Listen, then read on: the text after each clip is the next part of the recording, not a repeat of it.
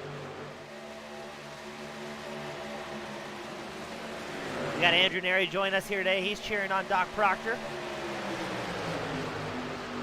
Proctor currently running 6th out on track in the Chevrolet. Up front, though, it's Toyota going 1 and 2 with Brian Robinson and Karchanekin.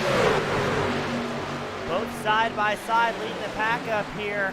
Looks like Proctor may have a bit of a blinking issue, and that's going to be a tough time for his teammate Chisnall, number 24 machine, to make any moves. You've got 3 teammates run together on that inside line.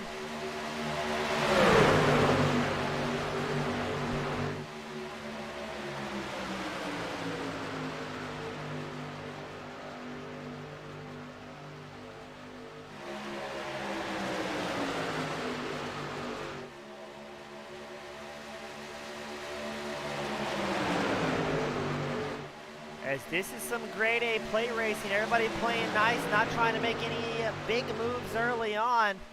Again, a 70-lap race for these drivers. It's going to be a game of keeping your nose out of trouble and doing so very consistently.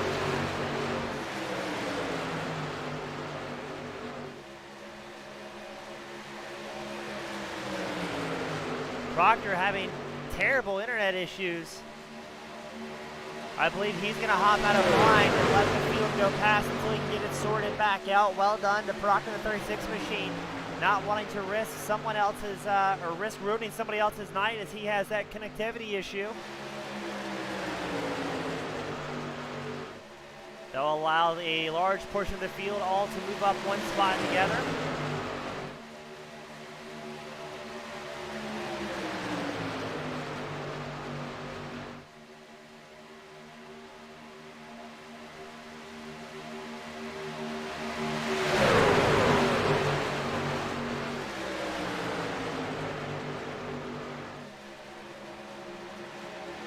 We got somebody out in the wall. I believe that's going to be Kendrick in the 127 machine.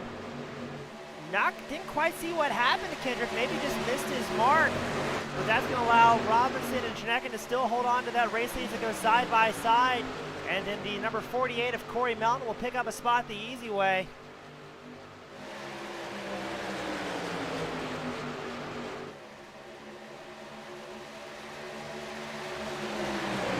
We got a report from Dave Gage, the pilot of the 404 machine. He got loose out of turn 4 and hooked, and then he ate the inside wall. He's going to have 31 minutes of required repair in that solo car wreck.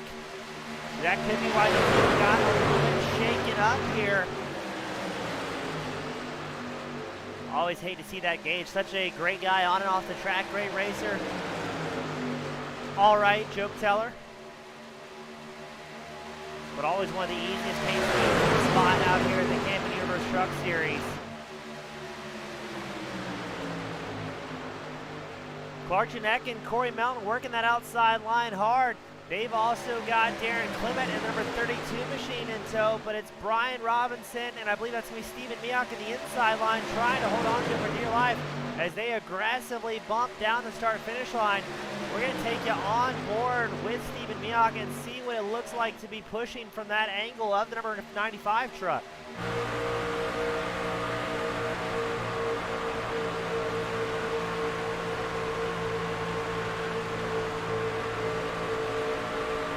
As you ride on board with Stephen Miak, number 95 machine, he's going to give a big hearty shove to Robinson in the number 37 machine as here comes Karchanekin. May try and make a move on the outside line. Now I'm a bit surprised we haven't seen Janekin or Corey Melton running that outside line try to work too terribly hard to drop back down on the inside line.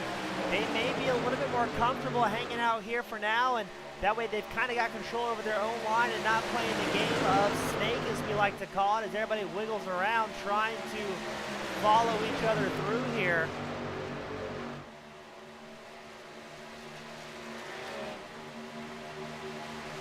Robinson and Miak still charging out front. Janekin seems to be slowing down just ever so slightly. That may allow Chisnall, number 24 machine, who's riding on that inside line, pick up some pace here, as it looks like most of the drivers are running the outside line. You've got about 5 or 6 drivers on the inside line. I'm wondering if it's because of how bumpy the track is here today. Now Janekin, he hops in the inside groove as well, just behind Miak and just ahead of Chisnall. I wonder with how bumpy this track is if drivers just looking for the smoothest section possible to run through here. We've seen how bumpy the course is going through turns 1 and 2, especially on the inside line. As taking a peek at Robinson. And especially Miak in the bright yellow paint scheme, it's easy to see how much they're bouncing around here. Almost a fine line between super speedway and motocross track as the field goes 3 wide, avoiding traffic. That is the 29 of Daniel J. Jensen, I believe. No, that is King that'll be going a lap down. King running the same paint scheme that he ran when he first started here at the Camping Universe Series. So he's got his own little throwback here today. Very cool to see. Janekin goes back out to the inside line just ahead of Corey Melton.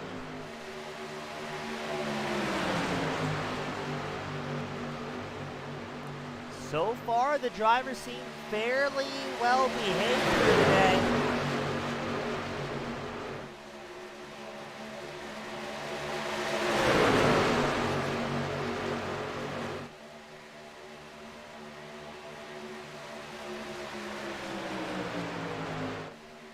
As Janekin on that outside line, accompanied by Corey Melton, number 48, using that front bumper to push the guys on the outside line. We've seen Janekin come back down the inside line once to take over third place from Chisnall. But other than that, that outside group seems pretty dedicated to what they're doing. Now, we're not seeing the side draft come into play too much this early on.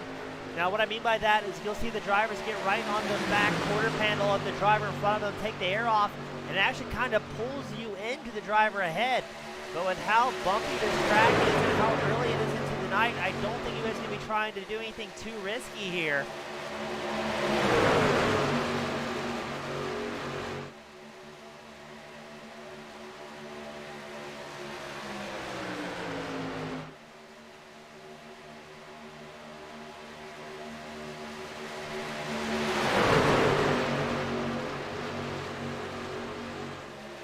I'm curious to see how far these guys will be able to go on a tank of gas. Who's going to be able to stretch out the longest? Not a lot of fuel saving you can do at these super speedways. You just kind of got to hold on to it and see what's going to happen. But the guys up front, they're going to be burning just a little bit more fuel than the guys in the draft here. And these drivers do have a 100% fuel alignment. They've got 2 sets of tires available today. And arguably the most important thing is 0 fast repairs for the drivers. Now there are 3 green-white checker attempts if we do have to go into bonus time conditions.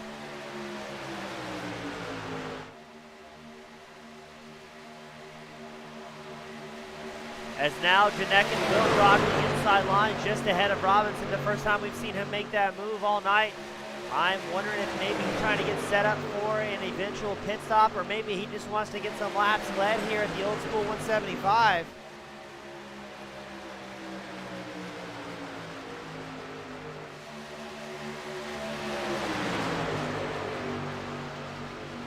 And now watch Corey Melton, number 48 machine. He's going to make a move to take over the race lead. Leaving, I believe, that's going to be Darren Clement, number 32 machine on the outside line. As Janekin goes down to the apron. Not sure what Janekin is doing in number 81 machine, as he's going to fall down the running order and slide back in behind Demarest, number 42 machine. No, it's going to be behind Opitz in the 31. Janekin going from the front of the pack all the way down to 11th. I'm almost curious if he thinks things are getting too exciting up front, and he predicts a wreck in the very near future as Brighton Hutchins and Darren Clement go side by side for the lead. You've also got Donald Kendrick and Brian Robinson here in the mix.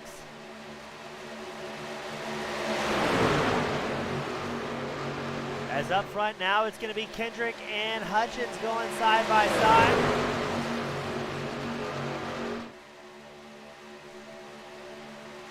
Hutchins on the inside line in the number 84 Ford F-150. Kendrick on the outside line in the 127 Chevrolet.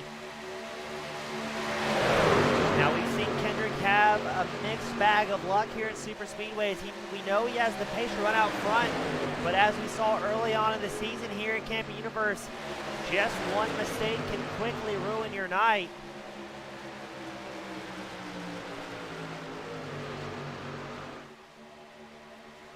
As it's about 7-8 drivers in this lead pack. I think it's about 9 drivers getting back to rocking the 36 machine, who's kind of making up the caboose of this train. And then behind them, a lot of veterans here at this series, maybe playing it a little bit safer, not wanting to push up too early. I think a lot of these drivers are waiting with bated breath to see who's going to wad up that machine and cause the big one here at Daytona.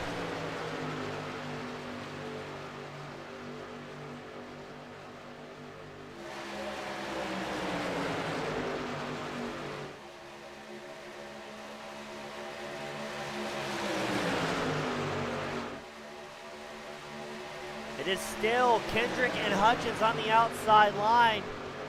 Hutchins has the support from Darren Clement, number 32 machine. Behind Kendrick, you've got Brian Robinson, the driver of number 37, 200, but their outside line not quite as formed up as that inside line. Again, maybe playing it safe, taking it easy.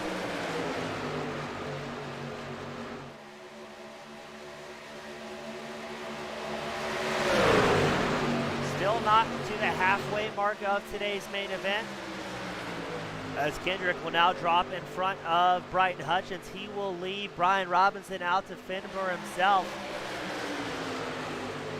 Robinson trying to get some help from Stephen Miak in the bright yellow number 95 machine. Miak's going to give him a good hearty bump coming out of turn 4 to try and propel Robinson forward. It seems to have worked well, but now Miak is going to be pushing that air all by his lonesome on the outside line, as for the most part the entire field, one group here. Will Miak be able to slot in ahead of Brighton Hutchins? He does so cleanly. So now it's Robinson, Kendrick, Miak, Hutchins, and Clement running your top 5 here today.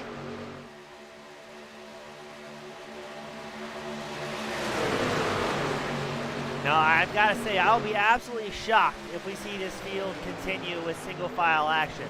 Historically, that is not necessarily the case. As we keep panning back through the field, everybody seems to be playing nicely here. I don't think we've ever seen this before here at the Camp Universe Truck Series, where everybody runs single file and maybe actually communicate to get through a fuel window.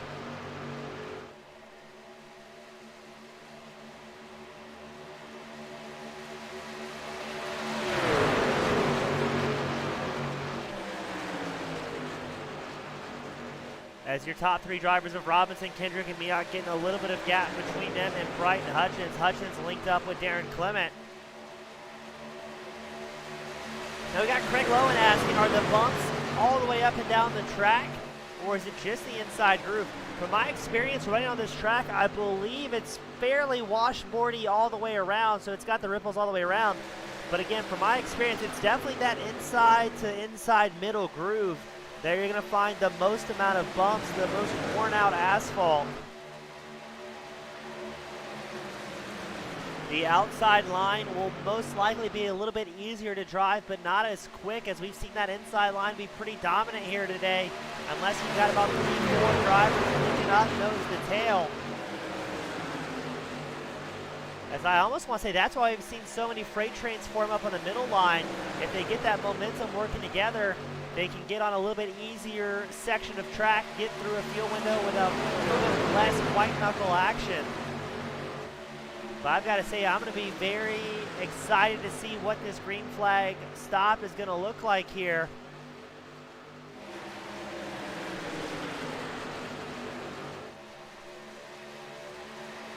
As up front, it looks like Kendrick got a little bit wiggly right behind Brian Robinson. The top 3 have about a half-second gap over 4th place Brighton Hutchins.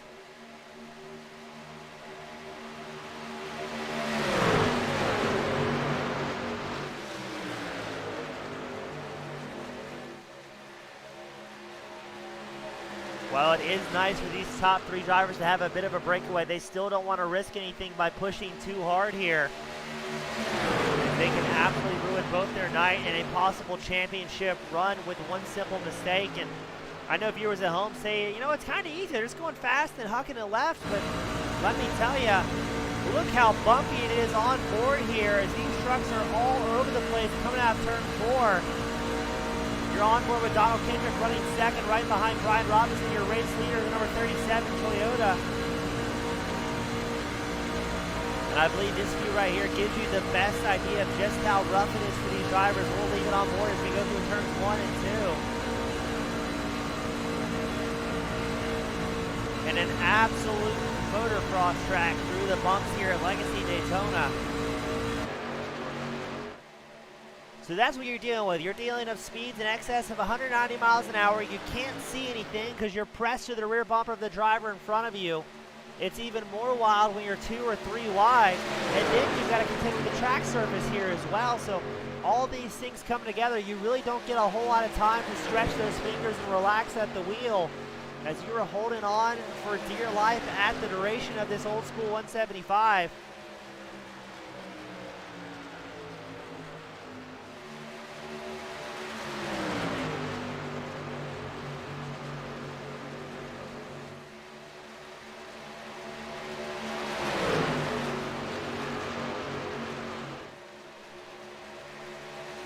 We're still watching your top 3 running nose to tail. Brian Robinson, Donald Kendrick, Stephen Mioch. They've got about a 6/10 advantage over Brighton Hutchins, who's leading this second pack of drivers. It's Hutchins, Clement, Melton, Chisnall, Demarest, Proctor, all in a nice tight pack here. Relatively tight pack, I should say. Looks like everybody's leaving at least about a truck length between them. As the leaders are going to come down pit row. Robinson, Kendrick, Mioch, Chisnall, Demarest, Proctor, Opitz all come down pit road together. Not seeing any big problems on pit road. We'll take another look. Yes, everybody's pointing the right direction, so that's all in all a very good day. Brian Hutchins will stay out with Clement, Melton. Really about the top 14 here are going to stay out.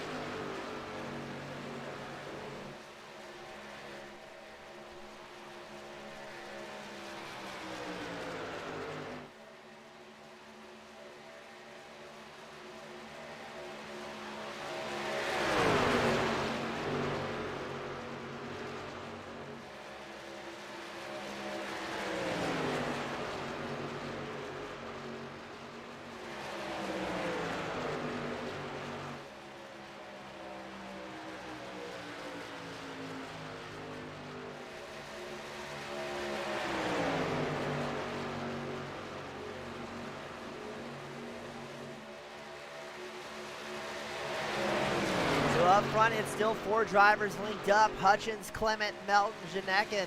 They are about 1.8 seconds ahead of 5th place. Brian Zigler driving the number 7 machine. Let's see how long these top 4 drivers are going to stretch it out for on fuel before they come in once more. As it looks like everybody's going to stay on the lead lap for the most part here. Robinson, number 37 machine, though, he may have had a speeding violation on pit lane as he was in his stall for almost 56 seconds. That is a good indicator that he was speeding coming down pit road.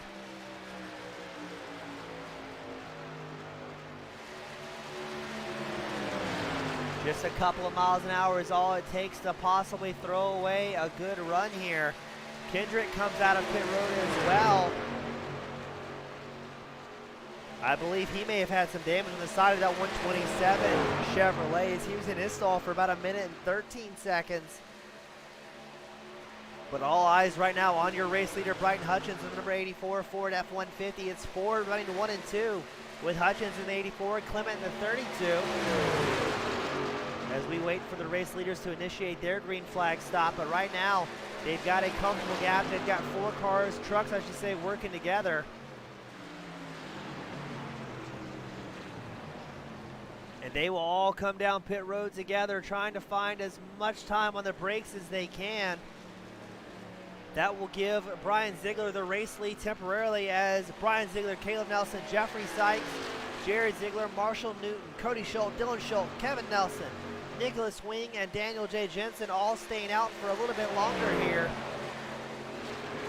Going to be interesting to see how long they try and make it on fuel before they absolutely, positively must come down pit road. Brian Zigler has about a 9/10 advantage over Caleb Nelson.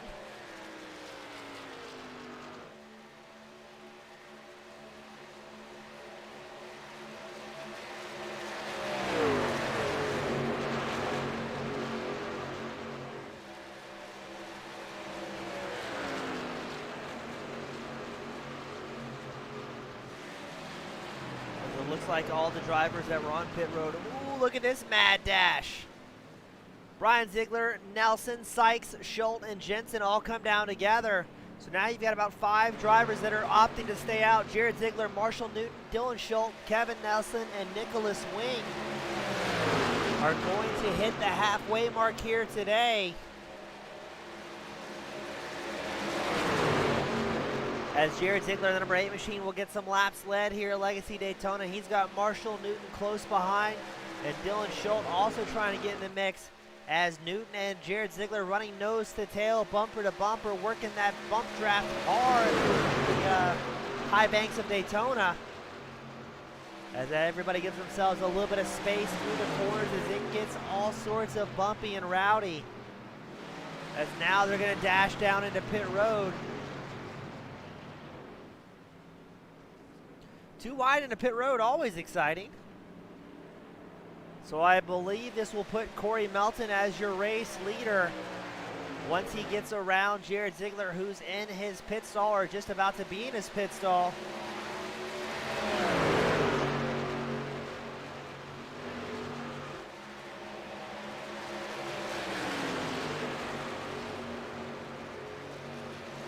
Something interesting here. Dylan Schultz goes back out on track, but I didn't see him actually go into his pit stall.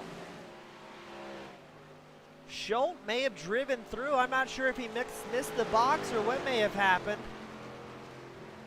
But if that is the case, he's going to be dangerously low on fuel, as here comes the race leader, or about to be race leader, Corey Melton, make his way by with Bryton Hutchins, Darren Clement, Clark Janekin, and Dylan Schultz all in tow. Excuse me, Dylan Schultz, who just came out of pit road. We got to keep an eye on number 61. As I swear, I think he missed his pit stall.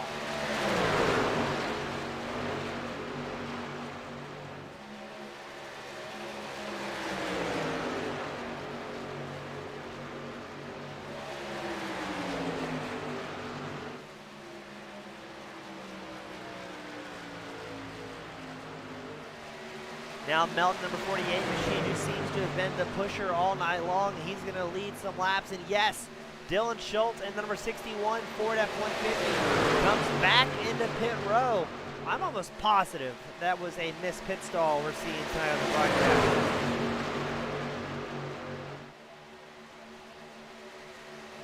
Levi Opitz in the black and baby blue, number 31 Chevrolet.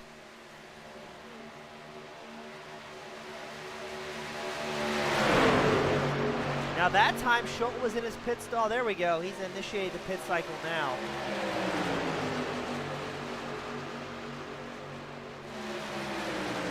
So now it's going to be Opitz on the outside line and the number 31 with Corey Melton, number 48 machine, hugging that inside line.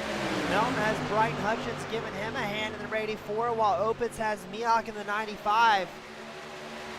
Chisnall in the 44 machine. He's also looking at the inside line to see if he can get up to the bumper of Miak in the bright yellow number 95. They're going to try and make it a 3-truck party in the outside group, but they're about to have lap traffic to contend with, and that may be the last thing these guys want to see. As Opitz and Miak hug the inside line, Chisnall with nowhere to go. He's going to be out in no man's land side by side with Corey Melton as they're going to approach lap traffic and maybe make it 3 wide here. Oh, on this bumpy track, that's going to get all sorts of exciting. Chisnall checks up to avoid getting into traffic. That will allow, I believe, Hutchins, the number 84 machine, to get through. That is the last thing these drivers want right now is lap traffic, especially on a track that can be fairly difficult to go wide open and 3 wide at on a good day with fresh asphalt. This legacy track throwing, no pun intended, a few bumps in the road for these guys. As Chisnall may have gambled well in the number 24 machine, he's going to charge up to 3rd place. He's got, I believe that's Bryton Hutchins, the number 84 machine, assisting him on the high line. And you may see these drivers battling for the lead the first time here tonight. No, that's Kendrick on the outside line. Kendrick in the 127, he's, I believe, 2 laps down from your race leaders, trying to get a lap back, but he's going to push Chisnall up towards the front as Chisnall and Opitz go side by side for the first time here today at the Old School 175. It's Opitz on the inside line to number 31. Chisnall in the middle groove in the 24.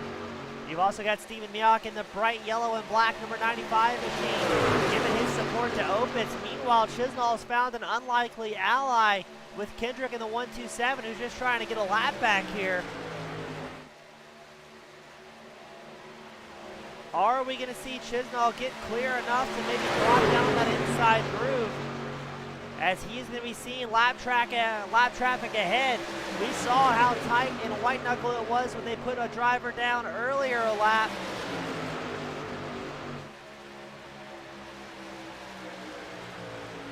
As here we go through the start finish line into turns 1 and 2. They're still side by side for the race lead. As just in the top left corner of your screen, you saw a hint of lap traffic. Chisnall looking for the least bumpy track option here.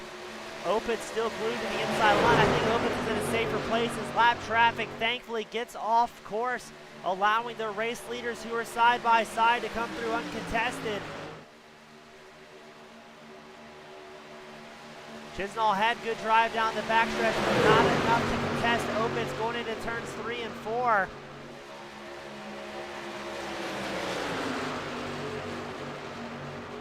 As now number 32 machine of Darren Clement, he also takes a peek in the outside groove as well. Maybe judging up who he wants to ally with to get those trucks a little bit further in the field. Now we're expecting one more stop for a majority of these drivers around the lap 60 mark. I'm wondering if you're going to see somebody such as Newton, such as Jeffrey Sykes or Jared Zigler, who came in right at the halfway mark, and see if we're going to do something, see something wild with fuel saving, and maybe try and win it on strategy here today, Indy 500 style. Chisnall will show as your race leader, and he will drop down in front of Levi Opitz for the first time and get a lap led for the first time. That's going to leave Donald Kendrick all by himself, still a lap down. Darren Clement trying to get through as well. No, Clement's further back. I think that's more lap traffic. Oh, what's going on here? Clark Janekin goes off track, number 81 machine. The field checks up massively from about 5th place back. Opitz uses that opportunity to get around Chisnall once more. Chisnall, who was your race leader, has been passed by both Opitz and Miak here.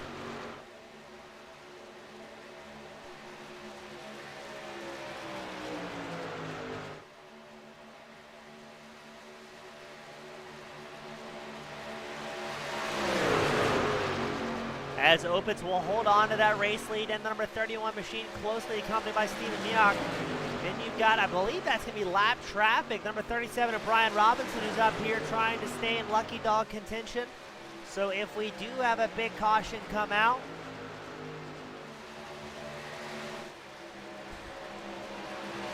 he will be in prime time positioning to get back ahead and try and get on the lead lap here.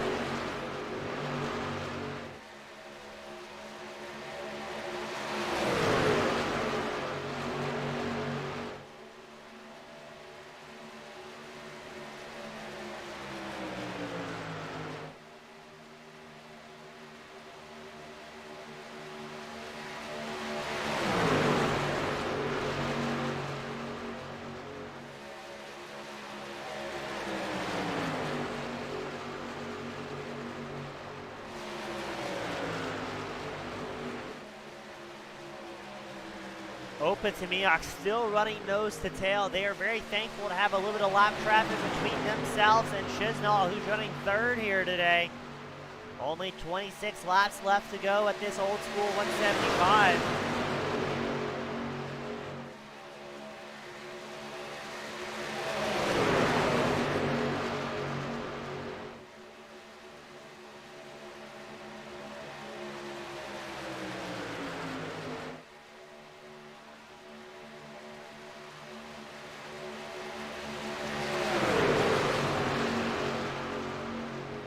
As I gotta say, I'm very impressed with the patience we've seen from these drivers.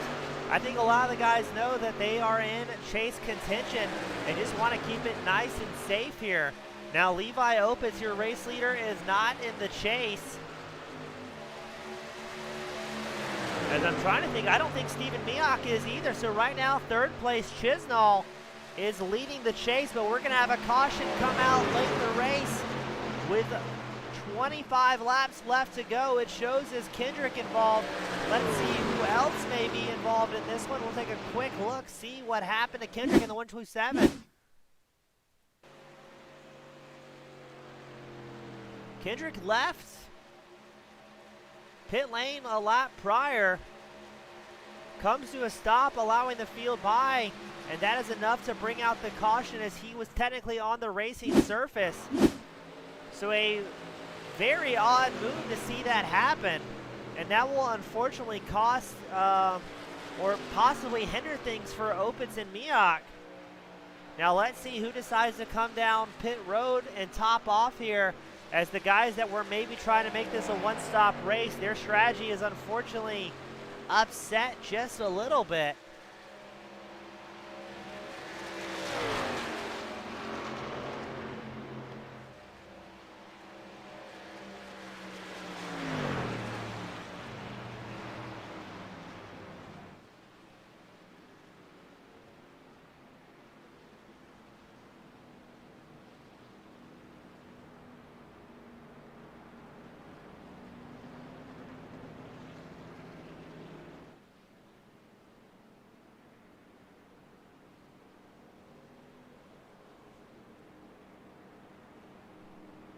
Let's see what this late race caution's gonna do.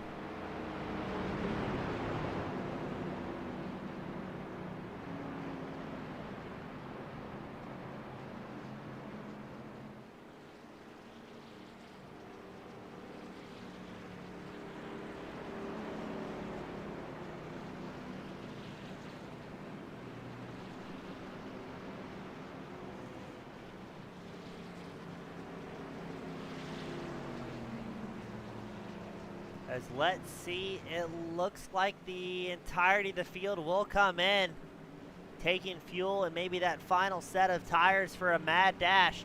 Now this is where things are going to get very, very interesting, as we're going to have the field stacked back up. Everybody coming out knowing there's not going to be a whole lot of laps left to make any big moves. As it looks like Robinson and King will stay out, maybe trying to get back on the lead lap here. And they may be looking good to have a higher finishing position, as I believe it'll be about 21 laps left to go, as it is a mad dash off of pit road. Everybody trying to pick up spots where they can.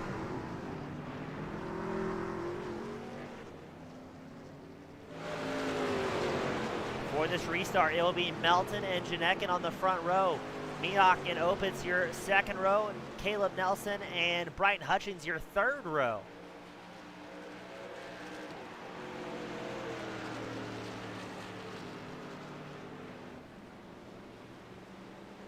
It looks to me like everybody inside the top 10 may have just taken fuel or possibly 2 tires. You've got 11th place Chisnall, looks like he took 4 fresh Goodyears, as well as 12th place Jeffrey Sykes.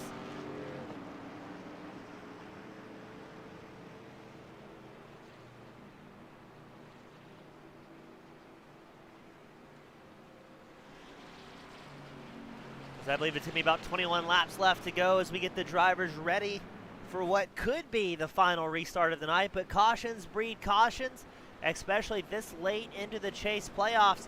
You're going to see some drivers absolutely sending it here. Now Corey Melton, Clark Janekin both in the chase. Miak and Opitz on the second row not in the chase. Caleb Nelson and Brighton Hutchins.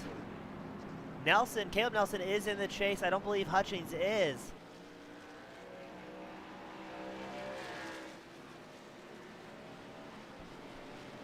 And again, we're here today at Legacy Daytona for the old school 175. Next week we go to the new and improved Phoenix Raceway for the Desert 160. Then November 8th we go to Martinsville for the Championship 200, which is guaranteed to be exciting for all these drivers and broadcasters alike. I'm looking forward to it.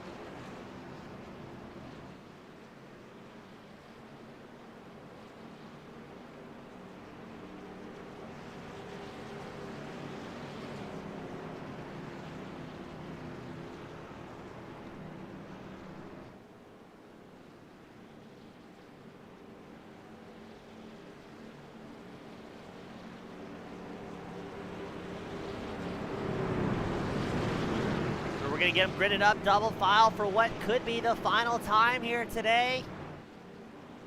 The excitement always delivered here at the Camping Universe Truck Series every Tuesday night. We have a lot of fun and action going on. Free to join, a lot of fun to race with, and great talent from across the world. As a lot of these drivers very, very experienced when it comes to nose-to-tail, door-to-door truck racing.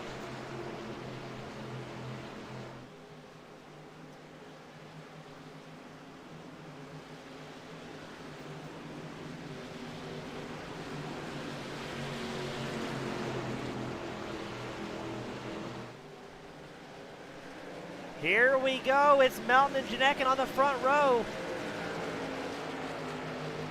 As it will be 21 laps left to go. Let's see who's gonna maybe take too big of a risk and possibly bring out the big one here at Daytona. As the outside line gets formed up, it's still Stephen Mioch in the inside line holding his own as he's side by side with Bryton Hutchins, the number 84 machine. And here comes Stephen Mioch, Caleb Nelson in the 07 machine trying to pull up next to Mioch as well. As our top 6 drivers have about a 1 second gap over Levi Opitz. He's 7th on track in the number 31 machine. Mioch still dedicated that inside line as he's side by side with Brian Zigler. Zigler has just the nose on the number 95 here. Interesting to see the different lines develop throughout the run with these fast drivers who are linked up nose to tail saying, hey, we can run a little bit quicker if we get off the bumps and stay single file, and let's burn off a few laps before battling out. But Brian Zigler has other plans as he hops down the inside groove behind, I believe that's going to be Bryton Hutchins, the number 84 machine. So now the inside line starting to form up as it is going to be Melton and Hutchins going nose to tail, door to door, as we've got Stephen Mioch making big moves the inside line as well.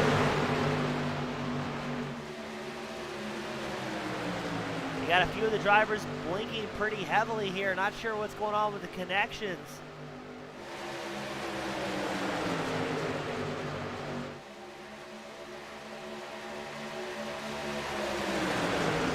Melton still holding on to it out front, but the field is all stacked up here today. Who are we going to see with 19 laps left to go? I imagine with about 15 laps left to go, we're going to see some 3-wide action and possibly a good amount of carnage as we still have the camera focused on Bryton Hutchins, Brian Zigler, the number 7 machine, who is dead center in the eye of the storm here in that Verizon back Chevrolet. He's going to go to the inside line saying, you guys go after it. I don't want any part of this.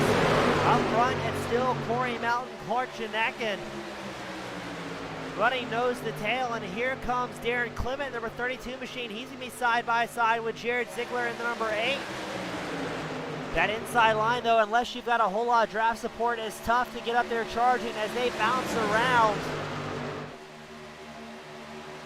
Everybody doing a good job holding on to it here.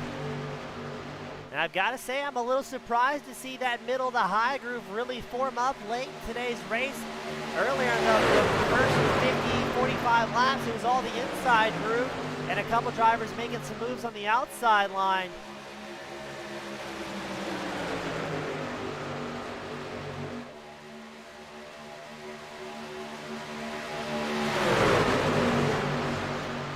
I'm very intrigued about what's going to happen here. I did not expect the outside line to be formed up so strong. Darren Clement, number 32 machine, is going to do whatever it takes to get that inside line, a little bit of momentum, as now he goes side by side with second place of Janekin, the number 81 machine. He will have a nose on Janekin coming out of turns 4. But I think that middle groove with Corey Melton and Clark Janekin leading the charge here, just a little bit faster, a little bit less bumpy, and especially we have such a massive pack of drivers running nose to tail, cutting through the air. You can really get some speed bumps out here, and it might also be the safer bet for these drivers. We've seen a lot of outside or middle line to outside line passes early on throughout the night. As Janekin, the 81 machine, takes a peek the inside line, Melton has a big blink out front.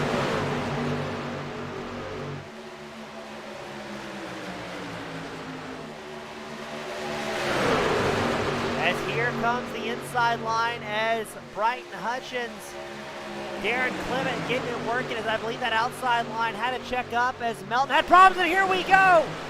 They're going around and around. Who was all involved in that one? It looked like it was Levi Opitz, who took an absolutely massive ride. The caution does not come out here with 16 laps left to go. And this is where things are going to get all sort of exciting. Let's take a quick look at a very quick replay. See what happened to Opitz. He got a little bit unsettled. I don't think he got pushed. Chisnall gives him a love tap as well, and Opitz will take an aggressive entry into pit lane and absolutely drilling that inside wall. We're going to keep it green and running in the right direction here. As Darren Clement, Corey Melton still battling side by side. Brian Hutchins with a bit of a bobble, avoids getting to the side of Janekin. That inside line is holding it wide and seeing what they can make stick. Now Stephen Miak is going to give a hearty shove to Hutchins as well. Melton holding on to it on the outside line, still driving strong and proud.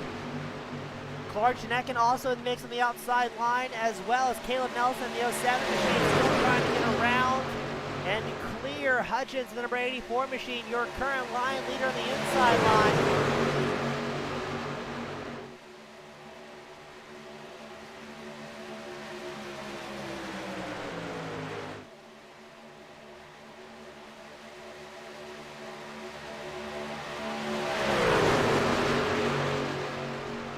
Melton and Janekin still charging hard on the outside line.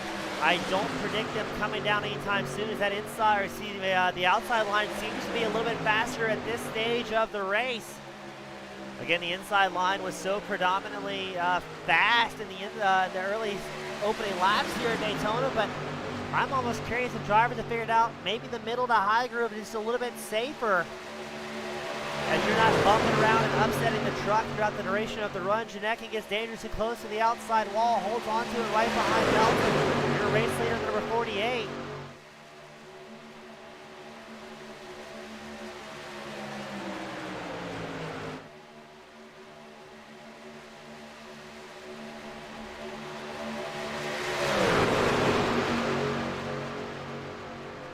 Here comes Darren Clement on the inside line. He's going to try and make a run of it. Now, I'm almost wondering if we're going to see the opposite of what we had in the past, where the inside line clears the outside and goes high. 14 laps left to go, 13 laps left to go. Drivers are going to be a little bit less patient at this point in the run.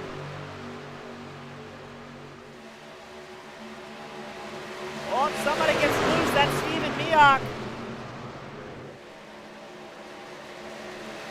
He got a little bit loose and narrowly avoids coming over the field. I think he may have tagged Chisnall, number 24 machine. Or no, was that Demarest in the 42 that may have been involved in that light contact? Everybody, I mean, at this point in the chase, you got to do everything you can to score some points. Unfortunately, I think you're going to see some of the race results affected by drivers that maybe not inside the choice, but racers race. Everybody's out here driving as hard as they possibly can. As Corey Melton will click off another lap led here at Daytona. But Darren Clement doing everything he can, as now we're getting that 3-wide action going on that we... Oh, here we go. Things are about to get dicey up front. That's Jared Zigler in the number 8 machine pressing the issue. He's coming through the field. Doesn't matter if they're there or not. A little bit of contact with Janekin, possibly a little bit of contact with Clement. And they're going to go 3 wide into turn 3. Corey Melton may be free of any carnage he has here as he drops down lower in front of Zigler. Looks like Clement gets a little bit loose in the number 32 machine. Avoids coming back up on the racetrack, as now Zigler's going to battle hard to lead. He looks to the inside line of Melton. And here's the battle for the race lead. Jared Zigler side by side with Corey Melton. Clark Janekin in the mix as well, as we've got drivers that got tousled around towards the back of the pack. Oh, here we go. Jared Zigler involved. Janekin involved. I believe Chisnall involved. Melton and Hutchins get through without any problems. But this is going to really hurt a bunch of chase drivers. This shows Chisnall and Clement involved. Let's take a look, see what happens. Chisnall, number 24 machine. Zigler and Janekin link up here. Chisnall nowhere to go, just gets hit from every angle. The 07 goes for a wild ride. Let's see if the 32, no, he doesn't get through. He gets the air completely underneath the front of that truck. So Chisnall heavily involved. The 07 of Brian Zigler, I believe that's Brian Zigler, heavily involved. As Chisnall takes a tow back to pit road, it's going to be Melton, Hutchings, Zigler, Robinson, and Melton.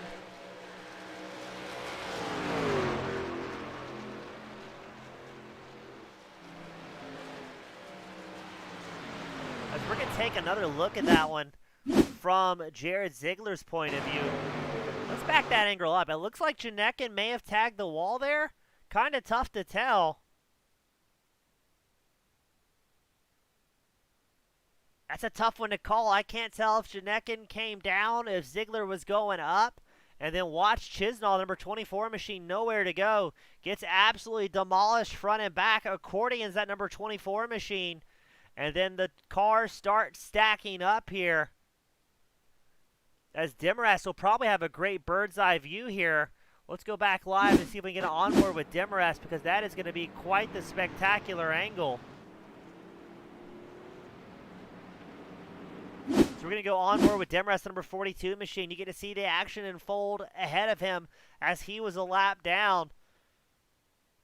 Does a great job slowing down and seeing cars get pinballed across the track. Meanwhile, some drivers' ARCA brakes full in effect, absolutely slamming into the field as Demarest gets by his spinning teammate. And just look at this, cutting through traffic as everybody's still spinning across the track. And no, Demarest is going to tag the 32 machine.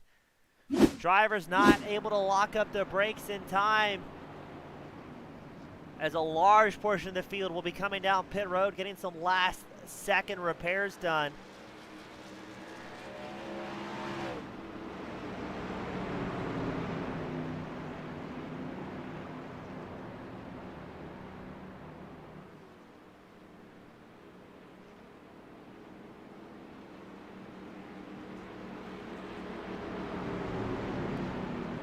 That's going to be a lot of drivers involved. Jared Zigler, Caleb Nelson, Brian Zigler, Jeffrey Sykes, Brian Robinson, Kevin Nelson, Darren Clement, Clark Janekin, Marshall Newton, Spencer Chisnall, all in pit road here. That's going to leave, I believe, 9 drivers on the lead lap for what may be a 7-lap shootout in the closing laps of the old school 175.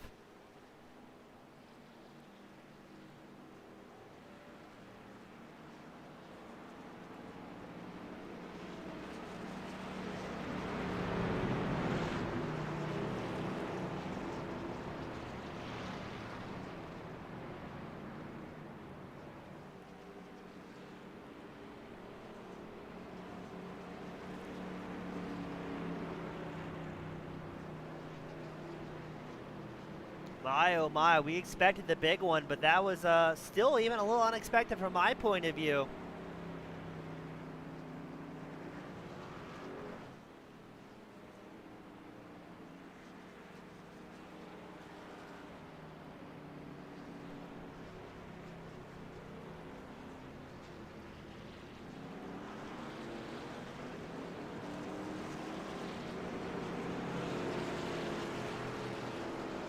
As it will be Melton and Hutchings on the front row, Wing and Schultz your second row, Proctor and Jensen your third row. I think Proctor was a lap down at one point, so maybe the Lucky Dog's coming in to help out the number 36 machine here today. So we got to draw a lot of drivers back out on track. About 15 drivers on the lead lap as we get them formed up for what could be the final time here today. We've got the live timing screen on the left side there showing drivers trying to catch up to the lead pack before we get to the start-finish line straight and what could be the final restart of the night with 7 laps left to go. Again, we have a few green-white checker attempts in our back pocket if they are needed. And it might be a battle of survival and attrition here to see who's going to win one of the closing rounds of this season.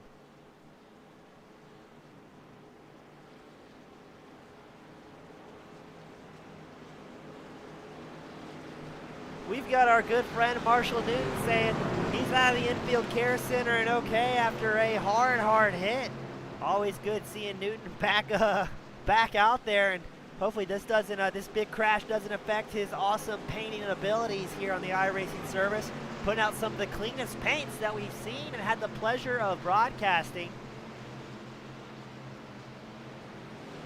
Demarest makes his way out of pit lane. He'll be a lap down here as the pace car comes in. Newton saying he's got a mild concussion from the hard hit. Looking for some psychedelic paintings from him in the near future. Corey Melton and Nicholas Wing get a great launch, but here comes, it's going to be Wing on the outside line trying to get around Hutchins and Melton. He's got, I believe, Proctor linked up with him on the outside line. Now, we've seen that outside line be very, very fast. You've got a whole bunch of drivers running it. Let's see how quickly that line gets formed up. As Corey Melton's going to hold on to it on the inside line. He's getting pushed hard by Brighton Hutchins, the number 84 machine.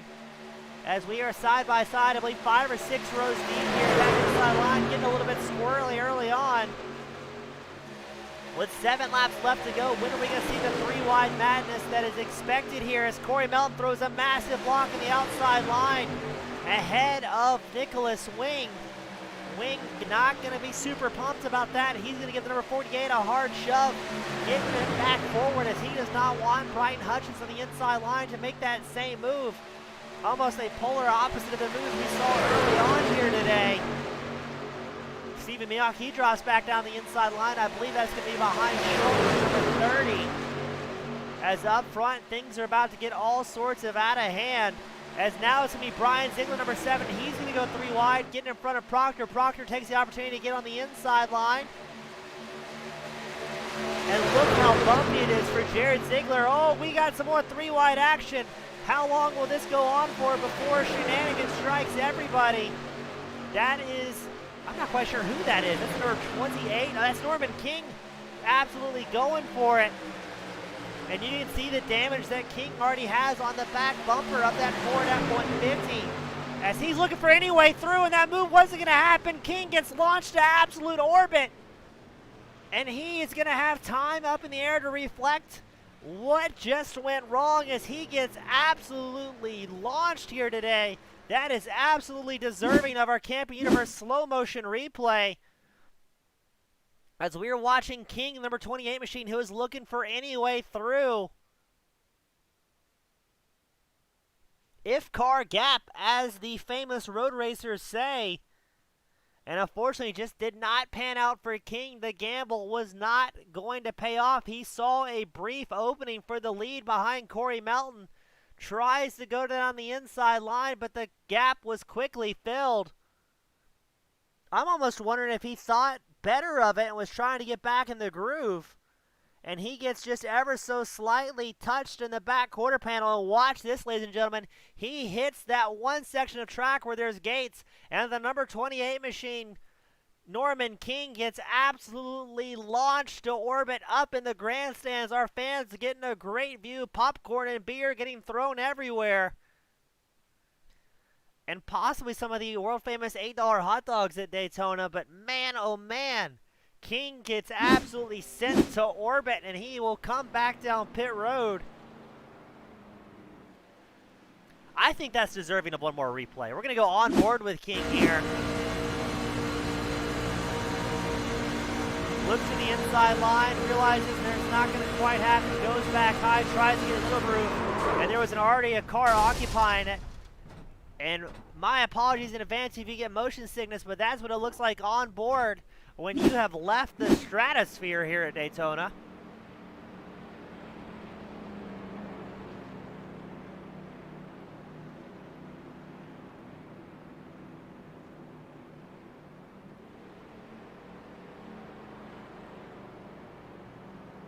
I've got to say, that probably is one of our best replays yet. I don't mean to brag, but that was pretty spectacular. Now it's Caleb Nelson, Brian Robinson, Kevin Nelson all in pit road. I'm wondering if Demarest may be our lucky dog here. And this will put us into overtime conditions and green-white checker conditions.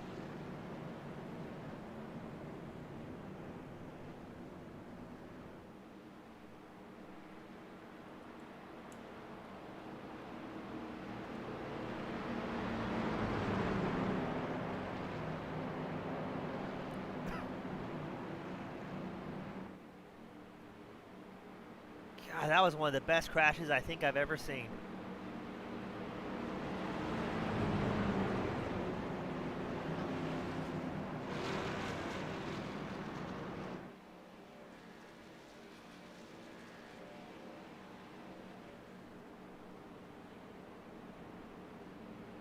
As Demarest will get the lucky dog, getting back on the lead lap here in one of the final shootouts. Now again, we've got 3 green-white checker attempts. I'm very curious to see if we're going to use all 3 of them here today at Daytona 175. If you're new to the channel, excuse me, maybe watching your friends for the first time, this is basically overtime conditions for our drivers. If they get to the white flag lap under green-white checker conditions, doesn't matter who crashes, who wads it up, we will finish this race green to the checker. But if the caution comes out before the white flag flies, we will reset the clock, put 3 laps back on the board, and send them back out there.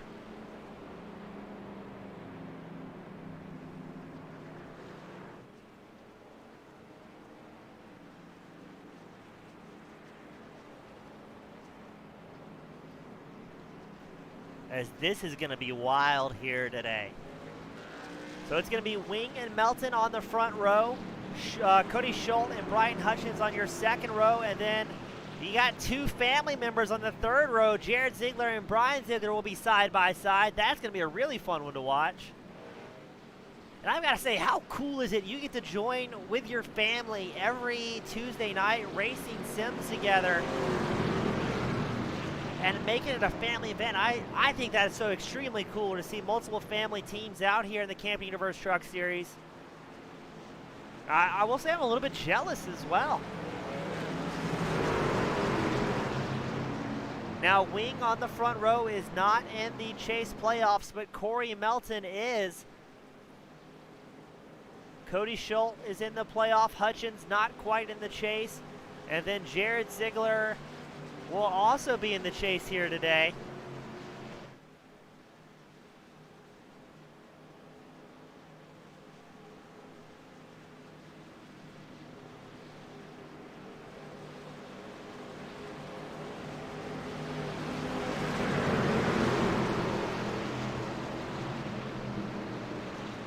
Pace car will be in this time by for our first attempt at a green-white checker. Will we get through to the white flag before everyone starts sending it and crashing their stuff? Or are we going to see an early caution fly under this overtime conditions?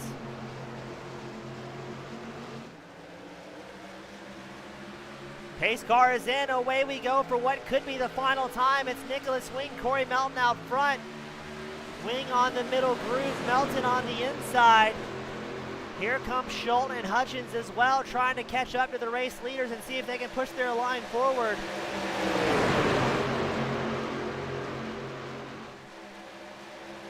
Now again, if these drivers can make it down the back stretch 3 and 4 to cross the finish line, we will finish under green and checker conditions. As Hutchins giving a good hearty shove to Corey Melton's number 48 machine, trying to get that inside line, the speed it needs to bring home a win. But we've seen how fast that middle to outside groove is here when everybody's working strong here together. As I believe that is still Wing on the outside line. It is. He's getting assistance from Cody Schultz. The white flag flies here at Daytona, so we will finish it up under this attempt. It's Corey Melton, Brian Hutchins on the inside line running first and second. They're going to try and hold off that outside groove as long as they possibly can, but Nicholas Wing and Cody Schultz will try and get something going here. Hopefully they can make it through without wadding everything up as Corey Melton gets pushed. We're going to go 3 wide into turn 3, as now Nicholas Wing will be out front. Cody Schultz is going to get the high groove, and there goes the big one once more. As Brian Zigler involved, and they crash out in the front as well. Jared Zigler, Stephen Miak running side by side. Who's it going to be at the line? It looks like it's going to be Miak as Jared Zigler has heavy damage. Here comes Caleb Nelson as well. He's going to sneak over second place. Can he grab the lead? Not quite. So it's going to be Stephen Miak, Caleb Nelson, Jared Zigler on the podium here today. And let's take a look at where everyone wadded up their stuff here today.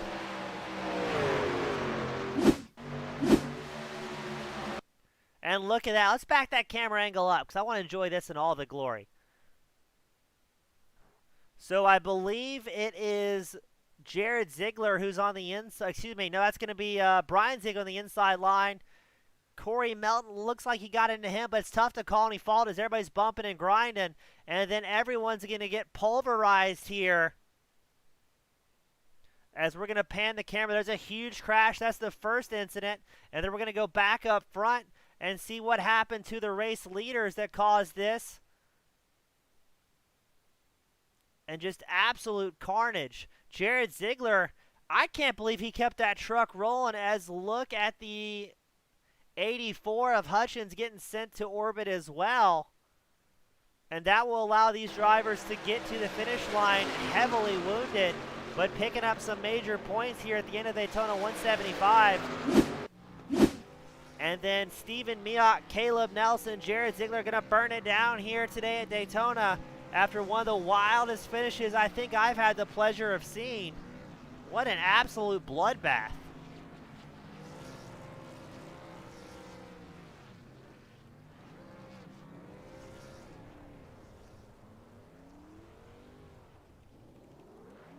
We're getting our drivers up here in the waiting room. Stephen Mioch absolutely putting on a smoke show for our fans at home.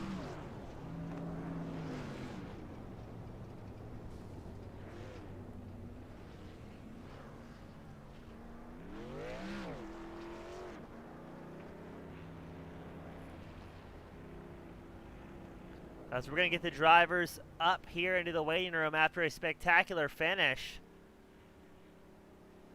Still waiting on Jared Zigler and the number 8 machine. We've got Caleb Nelson on standby. Stephen Mioch is going to enjoy this moment as long as he possibly can. I believe this is his second win of the season.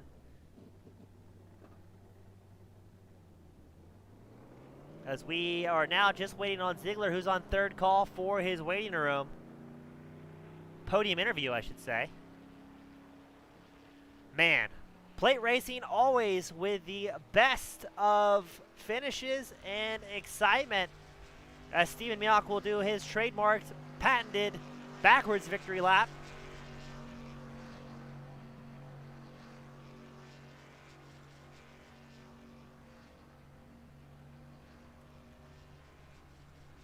As we are still waiting for one or two more drivers to get up into the waiting room, the interview room here, after one of the craziest finishes I think I've had the pleasure of calling.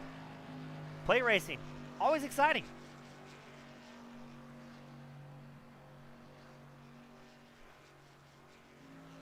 As I believe Jared Zigler probably having to do some administrative work, as drivers will probably be absolutely losing their minds here after such a wild finish.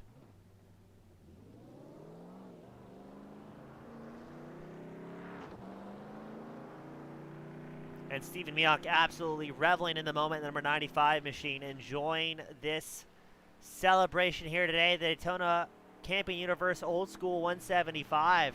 Now again, we've only got, I think, 2 rounds left in the championship. So this was a major points race for several guys in contention, because again, next week we're going to the Desert 160 at the new and improved Phoenix, and then we're going to Martinsville for the championship round.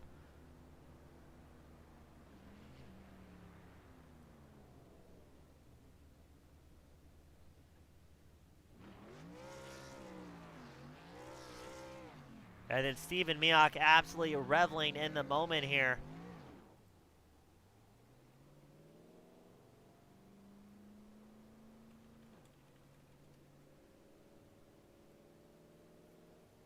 As we've got Caleb Nelson, we've got Stephen Mioch finishing first and second. They're up here in the booth, or excuse me, Mioch first, Nelson second.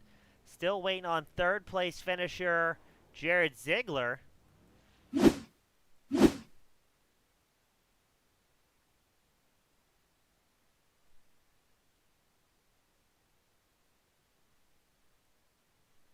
As we are trying to get Jared up in the booth as we go slow-mo on board.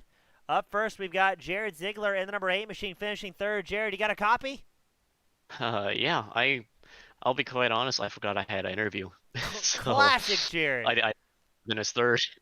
Well, no worries, man. I'm sure you're a little bit busy talking to drivers after that wild finish. Now I know plate racing always brings out some excitement. How do you think the bumpy track here at Daytona Legacy may have affected that for drivers?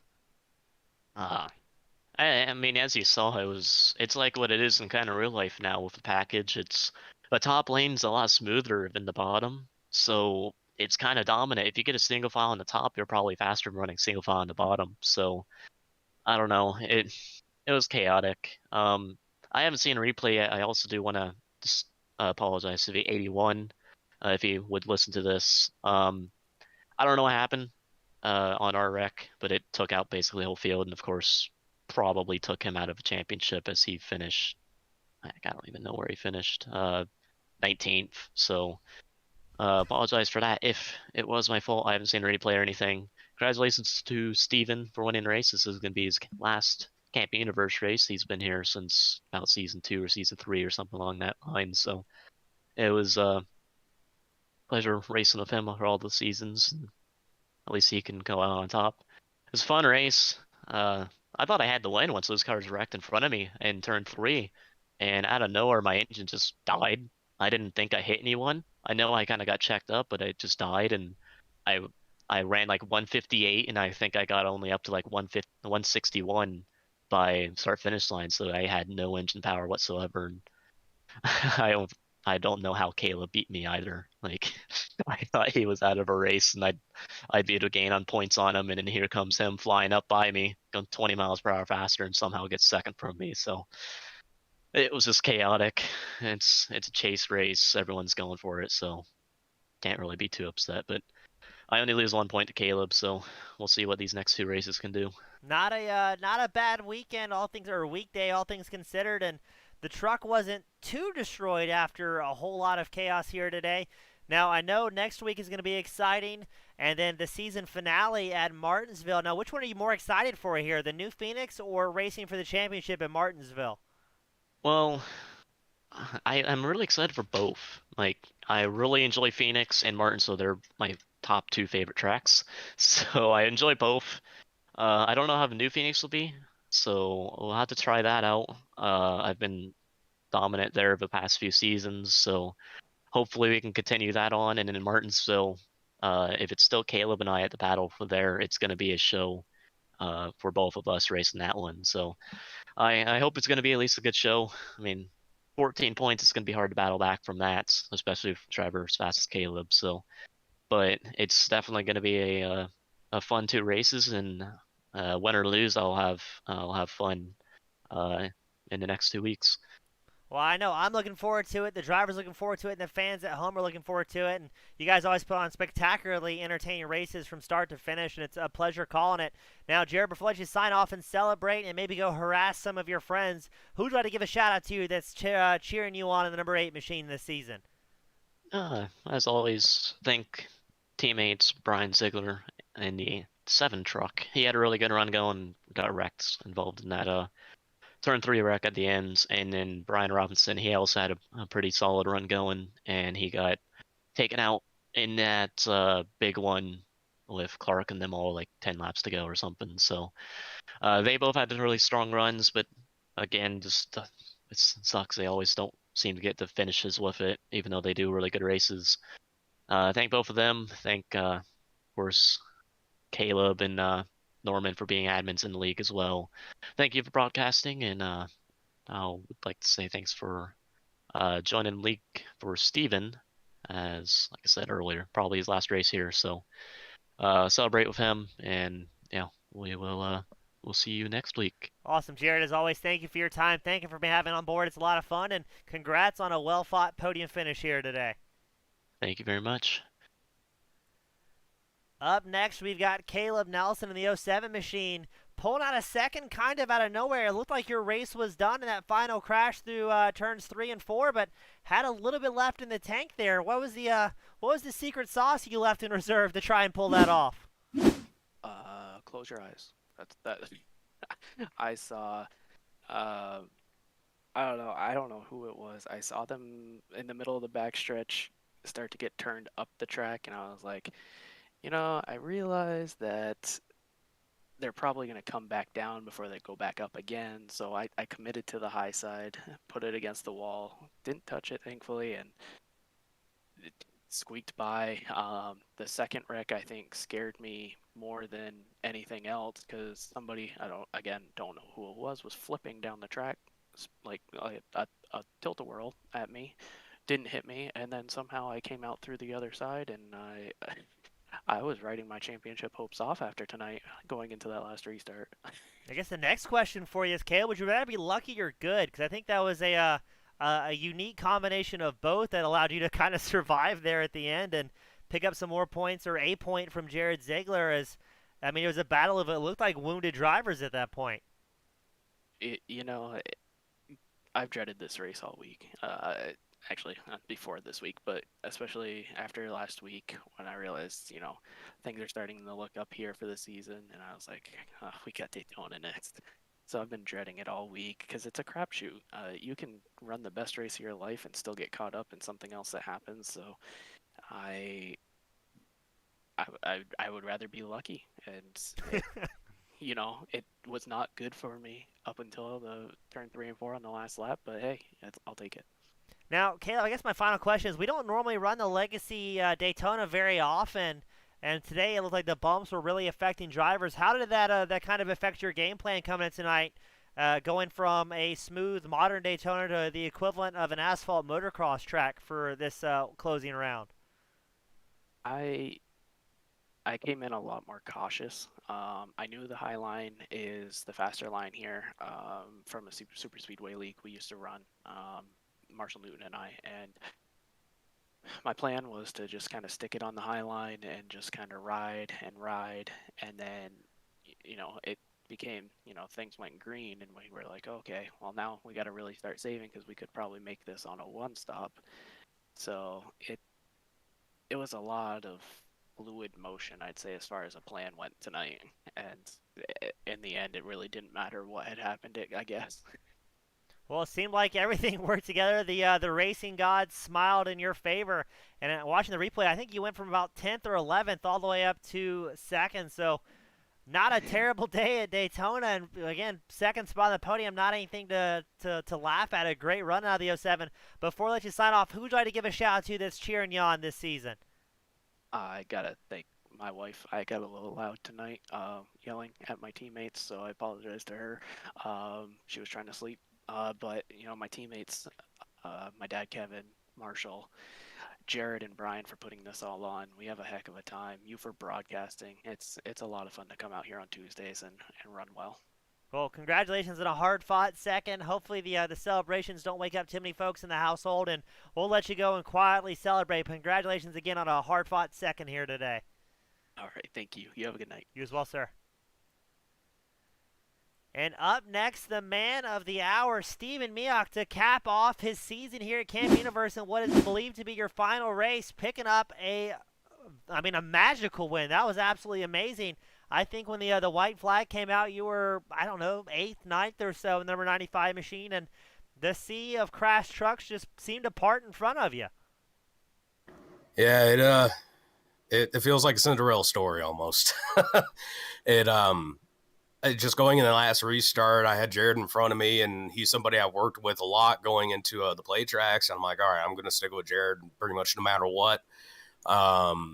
And because we're not far away from the front, it just takes one little ounce of luck, and we're going to be there. And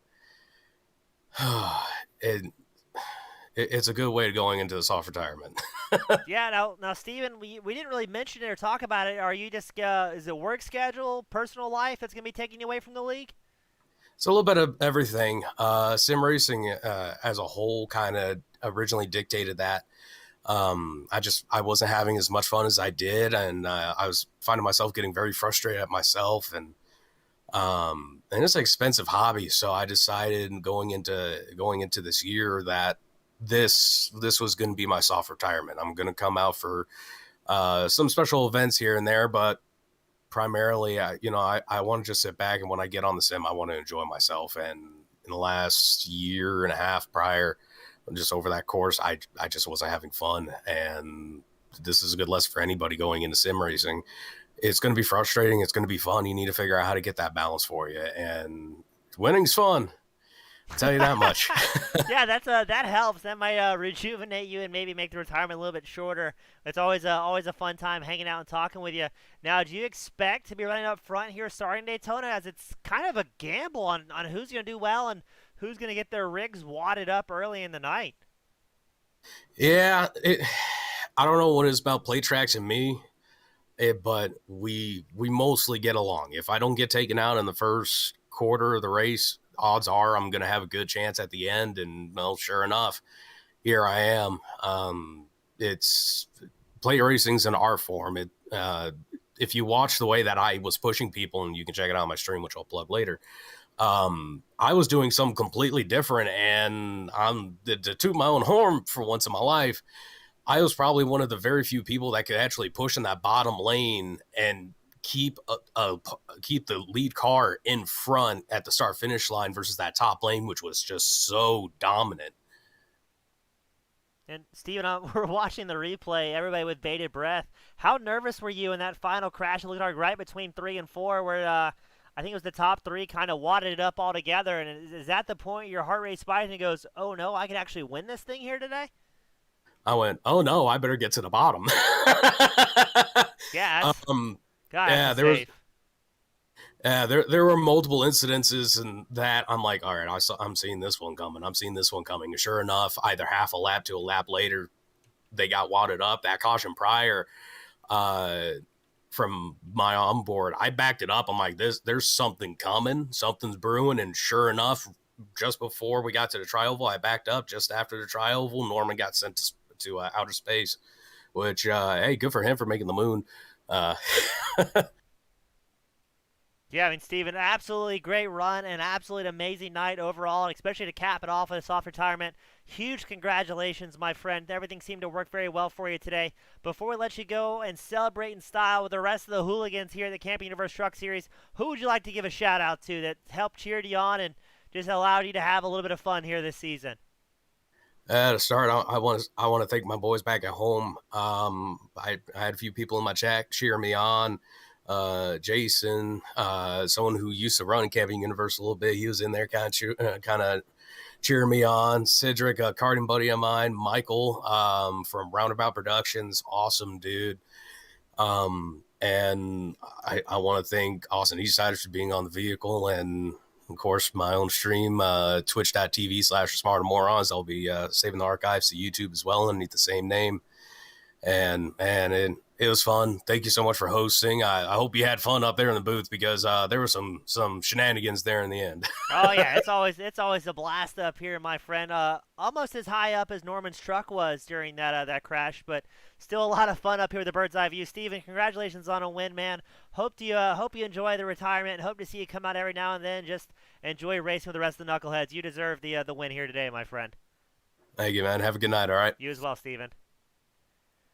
And after quite a wild night here at the Camping Universe Old School 175, we're going to cap it off with your top 5. Stephen Miot, Caleb Nelson, Jared Zigler, Kevin Nelson, and Kai Demarest bringing home the top 5 after an absolute wild finish here at the Rough and Bumpy Super Speedway at Legacy Daytona.